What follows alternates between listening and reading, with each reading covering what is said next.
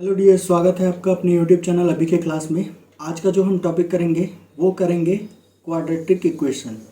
Quadratic equation ये class 10th का एक टॉपिक है। क्वाड्रेटिक इक्वेशन इसे हम हिंदी में बोलते हैं द्विघातीय समीकरण। द्विघातीय समीकरण यानी क्वाड्रेटिक इक्वेशन क्या बोलते हैं? The equation which is in the form of A X square plus bx plus c is equals to 0. The equation which is in the form of ax square plus bx plus c is equals to 0 and has the highest degree, or the equation which has the highest degree as 2 is called quadratic equation. अगर हिंदी में हम इसे बात करते हैं तो बोलते हैं वैसे समीकरण जिसका जो सर्वाधिक घात 2 होना चाहिए, सर्वाधिक घात 2 होना चाहिए, और जिसे A X square plus B x plus C के रूप में निरूपित करते हैं या लिखते हैं उसे हम कहते हैं द्विघातीय समीकरण। तो इसमें ए जो होता है, बी और सी जो होते हैं ये रियल नंबर होते हैं। ये क्या होते हैं? रियल नंबर्स होते हैं, या इसे हम क्या बोलते हैं? वास्तविक संख्या। ये क्या होते हैं? वास्तविक संख्या होते हैं। ये वास्तविक संख्या होते हैं।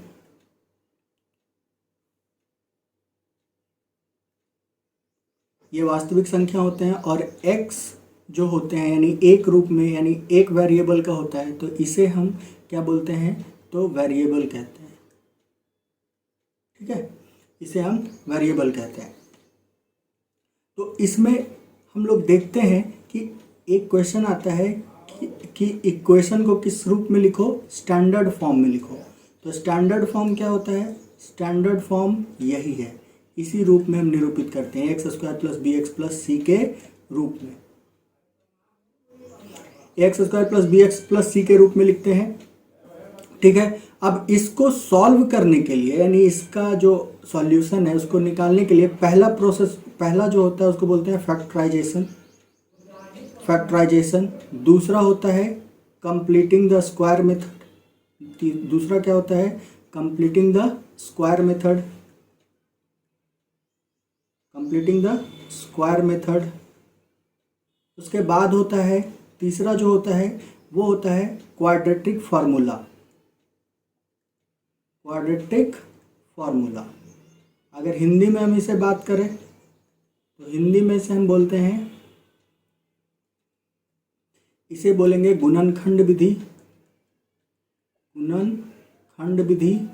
इसे बोलेंगे वर्ग पूर्ण करने की विधि, और इसे बोलते हैं द्विघातीय सूत्र।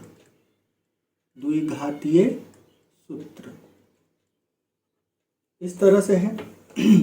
तो इसको हम, इसके जो सॉल्यूशन के प्रोसेस है उसको हम एक एक करके देखेंगे अच्छे से।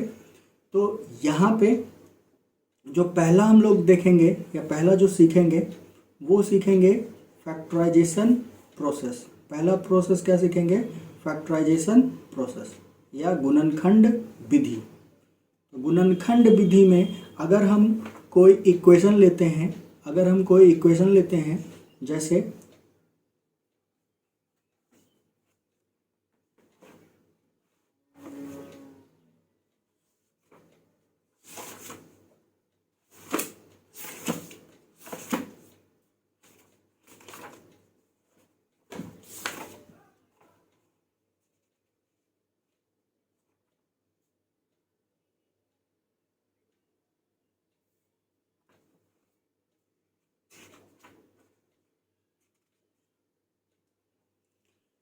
जैसे मेरा इक्वेशन है x square minus 4x plus 3 बराबर 0। इसको हम सॉल्व करना है। तो इसको सॉल्व करने से पहले हमें सीखना है कि जैसे A X square plus B x plus C बराबर 0 अगर ये हमारा स्टैंडर्ड फॉर्म है, तो फैक्टराइजेशन मेथड में इसमें हम यहाँ लिख लेंगे फैक्टराइजेशन मेथड। फैक्टराइजेशन मेथड में हम पहला देख लेंगे, अगर ये हमारा इक्वेशन है x square minus 4x plus 3 is equals to 0, इसका सॉल्यूशन निकालना है। तो इसमें सबसे पहला हम ले लेंगे, इस तरफ से हम पहले सीखते हैं इसको। तो पहला A X square plus B x plus C equals to 0 है। तो पहला स्टेप जो इसमें होता है उसको हमको करना रहता है ए और सी को मल्टीप्लाई। क्या करना रहेगा? ए और सी को मल्टीप्लाई। तो हम लोग इसमें भी कर लेंगे, यहाँ पे साइड में कहीं यहाँ रफ वर्क करते रहेंगे। तो यहाँ पे हमने किया, ए के जगह क्या है 1, बी के जगह क्या है -4, सी के जगह क्या है 3। तो ए और सी को मल्टीप्लाई करते हैं हम, तो 3 हुआ हमारा। ठीक है, ए और सी को मल्टीप्लाई किया हमने, 3 हुआ। तो और ए और सी को मल्टीप्लाई करने के बाद जो रिजल्टेंट आएगा उसको हम फैक्टराइज करेंगे, उसे हम फैक्टराइज करेंगे और उसको दूसरे स्टेप में इसको हम क्या करेंगे, उसके प्राइम फैक्टर्स निकालेंगे और उसको इस तरह से जोड़ेंगे या घटाएंगे ताकि हमारा ये बीच वाला नंबर आ जाए। ठीक है, तो 3 को अगर हम फैक्टराइज करते हैं तो 3 से लगाएंगे तो ये 3 और 1 को ऐसा क्या करें कि हमारा बीच वाला क्या आ जाए 4। ठीक है, तो यहाँ पे देखो क्या होता है, यहाँ पे होता है मल्टीप्लिकेशन, यहाँ सब्ट्रैक्शन और एडिशन। इसी चीज़ को हम लोग को ध्यान में रखना रहता है यहाँ पे। तो इस चीज़ को अगर हम करते हैं तो यहाँ पे हमको क्या करना है, मल्टीप्लिकेशन, और यहाँ प्लस और माइनस, ये चीज़ देखना है। तो यहाँ पे प्लस कब आएगा, मल्टीप्लिकेशन के साथ प्लस कब आएगा, तो जब या तो दोनों प्लस प्लस हो या दोनों माइनस माइनस हो। और यहाँ पे माइनस कब आएगा, तो या तो दोनों माइनस माइनस हो या बड़ा वाला 1 और छोटा वाला माइनस हो। ठीक है, तो यहाँ पे अगर हम करते हैं 3 और 1 को 4 बनाना है, या तो जोड़ देंगे, तो जोड़ देंगे तो 3 और 1 4, यानी +3 और इंटू +1। तो ये रिजल्टेंट तो मेरा 3 ही रहेगा। रिजल्टेंट मेरा कितना रहेगा, 3 रहेगा, 4 तो नहीं होगा। लेकिन यहाँ प्लस साइन आ जाए, यहाँ प्लस साइन आ जाएगा, लेकिन यहाँ नहीं आएगा, यहाँ प्लस रह जाएगा। तो यहाँ पे हम क्या करेंगे, तो लेंगे -3 और -1, इन दोनों को मल्टीप्लाई करते तो मेरा रिजल्टेंट -4 आएगा और यहाँ पे इसको सेटिस्फाई करता है। तो हम इसको लिखेंगे x² -4x -3 -x + 3 = 0। तो यहाँ पे अगर हम करते हैं तो ये क्या हो जाएगा, x कॉमन, तो x -3 -1 कॉमन, x -3 = 0। तो यहाँ पे अगर हम लिख दें x -3 इंटू x -1 = 0, तो रिजल्टेंट देयरफॉर क्या हो जाएगा, x बराबर आइदर 3 और 1। ठीक है, इसका हो जाएगा x बराबर 3 और -1। यानी पहले क्या करना रहता है, a और c को मल्टीप्लाई करना रहता है और फिर इसको देखा जाता है कि ये पॉजिटिव में है या निगेटिव में है। तो बीच वाला में हमको 2 ऑपरेशन करना है, यानी bx और c और ax²। तो यहाँ वाला जो ऑपरेशन होगा ये आइदर सब्ट्रैक्ट होगा या आइदर ऐड होगा। ठीक है, और यहाँ पे जो होगा ये मल्टीप्लाई होगा। तो इस चीज़ को हम लोग को यहाँ पे चेक करना रहता है। तो यहाँ पे हम लोग को इस फैक्टराइजेशन को इस तरह से हम जोड़ते या घटाते हैं कि हमारा क्या आ जाए, बीच वाला टर्म हमारा आ जाए। तो हमको यहाँ पे लाना क्या था, 4 लाना था, लेकिन मल्टीप्लाई करके हमने यहाँ पे 3 और 1 आया है अगर इसका फैक्टर्स, तो इसको हम जोड़ेंगे तभी 4 आएगा। लेकिन यहाँ पे हमको चाहिए क्या था, माइनस चाहिए था। तो माइनस कब करेंगे, तो दोनों के साथ माइनस साइन अपने खुद हम लोगों ने लगा दिया। तो -3 और -1 क्या हो गया, -4, और माइनस इंटू माइनस क्या होता है, प्लस, तो यहाँ प्लस भी आ रहा है। तो इस तरह से इसको हम लोग देखेंगे। ठीक है, इसी इक्वेशन को दूसरे मेथड के द्वारा हम बनाते हैं, या फिर एक और लेते हैं हम लोग। एक इक्वेशन हम करते हैं, क्वाड्रेटिक इक्वेशन को फैक्टराइजेशन मेथड से इसको सॉल्व करेंगे। 2p² - 7p + 6 = 0। तो हम इसमें क्या करेंगे, a और c को मल्टीप्लाई करेंगे। a और c को मल्टीप्लाई करने के लिए क्या करेंगे, तो यहाँ हम देखते हैं, तो 2 और 6 को मल्टीप्लाई करेंगे तो कितना आया, 12। मेरा रिजल्टेंट कितना है, 12। और 2 और 6 को, यानी 12 को हम क्या करेंगे, तो फैक्टराइज करेंगे। तो 2 6 2 3, हमको लाना कितना है, 7। तो क्या, लेकिन साइन क्या होना चाहिए, माइनस में, और यहाँ प्लस में, तो दोनों माइनस होना चाहिए। तो 2 2 जा 4, तो इसको हम लिखेंगे 2p² - 4p - 3p + 6 = 0।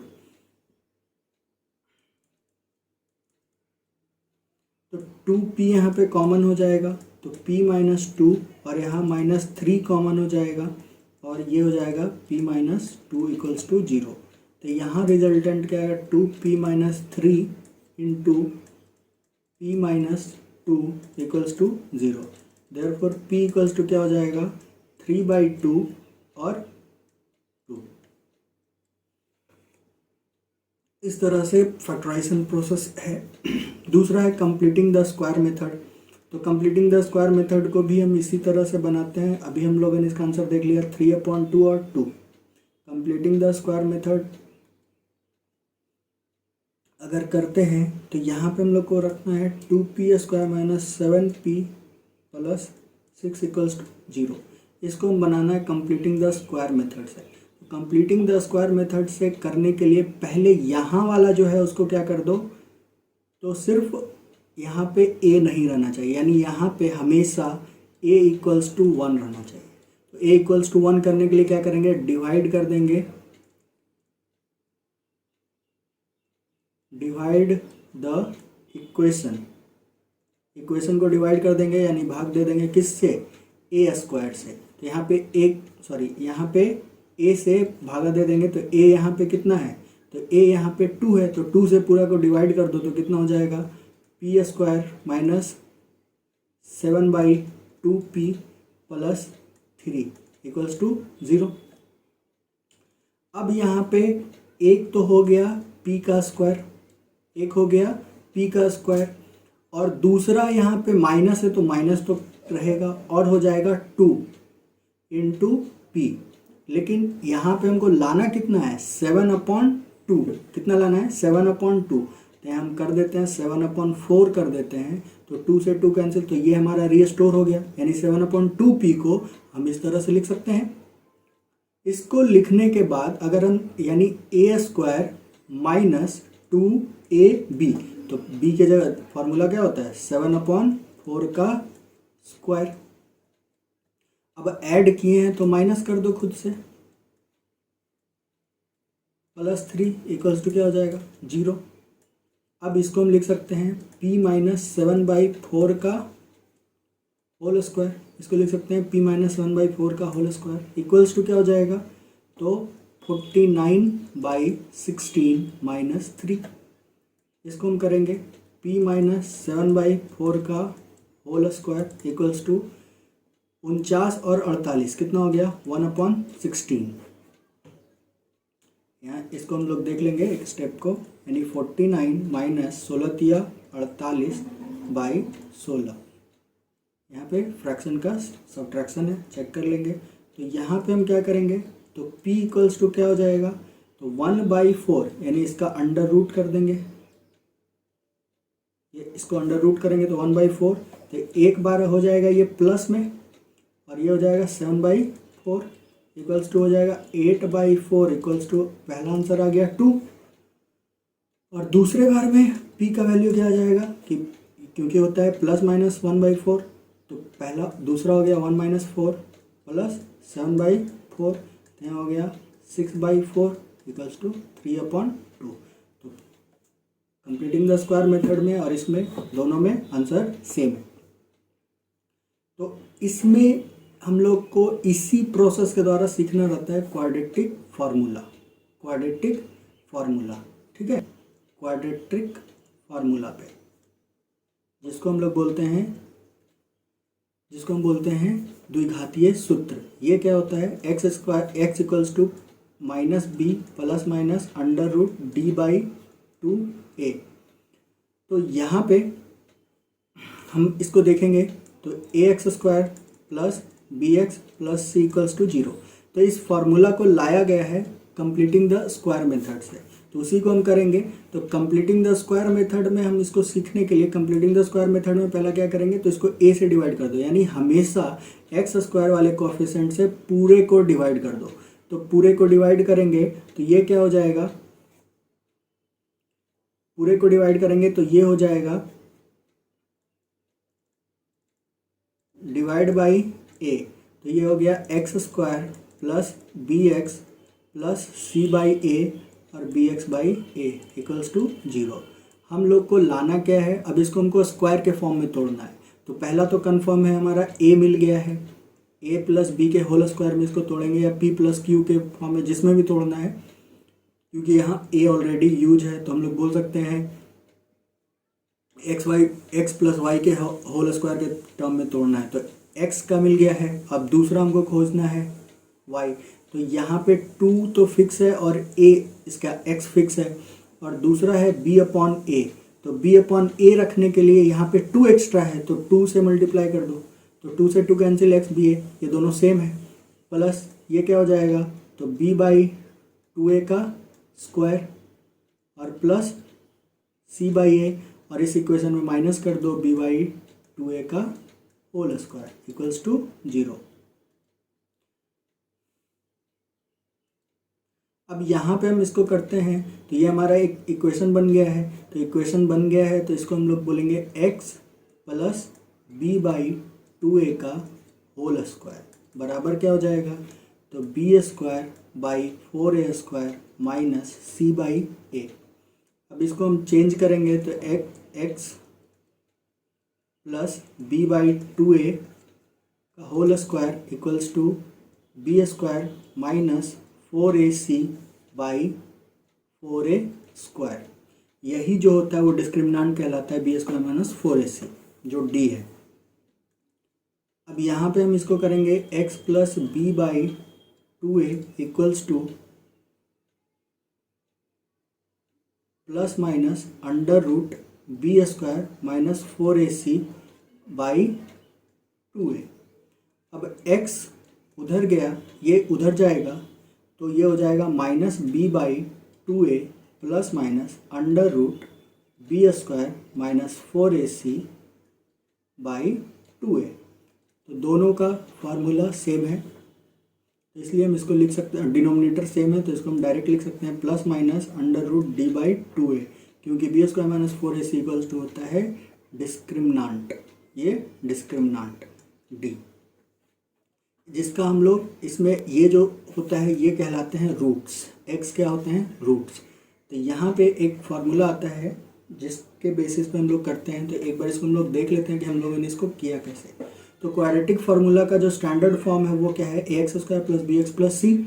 अब इसको हम लोग क्या करना है, एक्स का वैल्यू निकालना है। तो एक्स का वैल्यू निकालना है, उसके लिए क्या किया जाता है, तो इसके लिए कंप्लीटिंग द स्क्वायर मेथड का यूज किया जाता है। तो कंप्लीटिंग द स्क्वायर मेथड का यूज करने के लिए हम लोग क्या करेंगे, तो यहाँ पे पहले क्या करेंगे, इस पूरे को इसको फ्री बनाना होता है कोएफिशिएंट से। तो जो भी कोएफिशिएंट होगा उस कोएफिशिएंट से इसको पूरा डिवाइड कर देंगे। तो यहाँ पे कोएफिशिएंट एक्स स्क्वायर का क्या है, ए है, इसलिए पूरे को हमने क्या किया, डिवाइड कर दिया ए से। तो ए से पूरा डिवाइड किया तो क्या बना, मेरा जो रिजल्टेंट इक्वेशन आया वो आया x square plus B x plus a plus c by a equals to 0।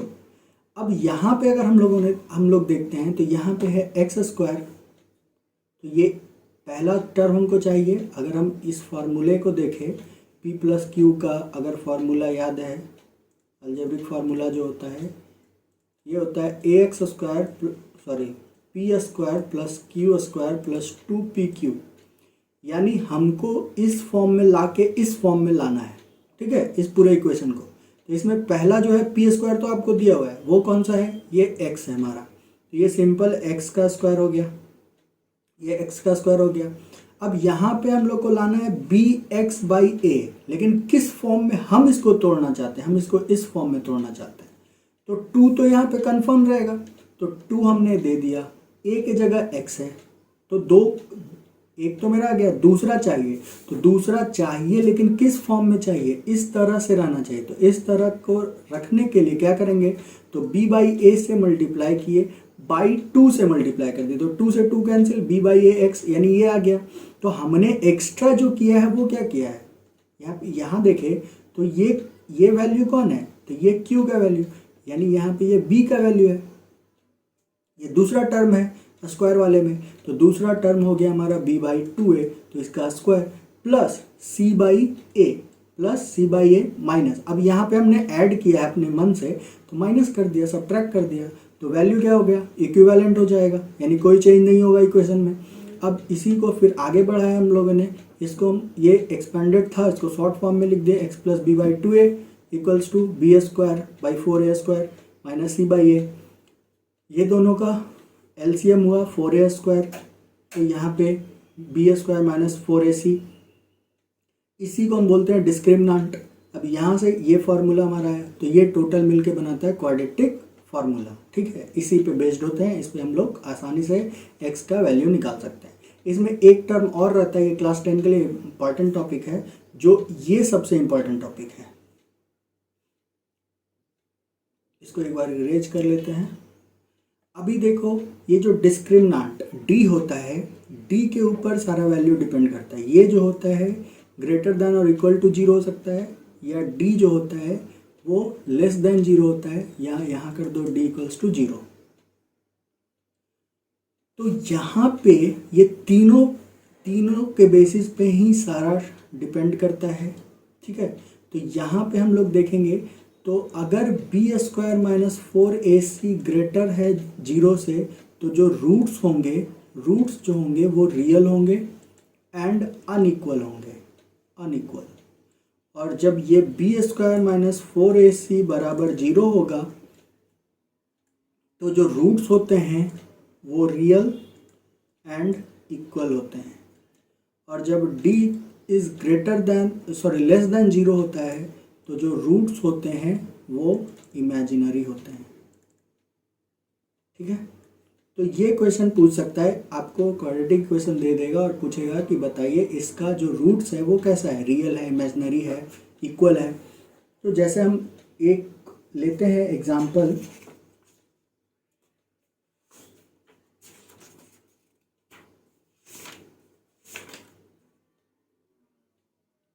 जैसे हमारा एक एग्जांपल है 3x² plus 4x minus 3 equals to 0। इसका डिस्क्रिमिनेंट बताओ कि इसका जो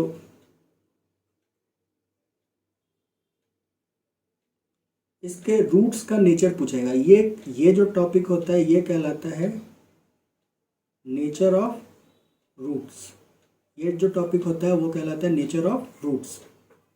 तो नेचर ऑफ रूट्स में अगर हम देखते हैं, तो इसका अगर क्वेश्चन इसका पूछेगा, तो क्या पहले हम इसका d निकालेंगे। तो d इक्वल्स टू क्या होता है b²। तो b की जगह कौन है 4, ये a है, ये b है और ये c है। तो b की जगह कौन है 4, तो यहाँ हो जाएगा b², 4 का स्क्वायर माइनस 4, a की जगह क्या है 3, c की जगह क्या है -3। तो इसको हम करते हैं, तो 16 माइनस माइनस माइनस प्लस 6 3 ज़ा 9, 9 4 ज़ा 36, यानी ये क्या हो गया 2 और 3 42। तो 42 हो गया डिस्क्रिमिनेंट, जो कि 0 से बड़ा है। तो इसका रूट्स कैसा होगा, रियल एंड अनइक्वल। ठीक है, इस तरह से हम लोग इसका सॉल्यूशन करते हैं। नेक्स्ट वीडियो में हम लोग इसका एक्सरसाइज NCERT का एक्सरसाइज 4.1 को करेंगे, फिर 4.2 को करेंगे। ये इंट्रोडक्शन वीडियो था, आप इसको एक बार देखें।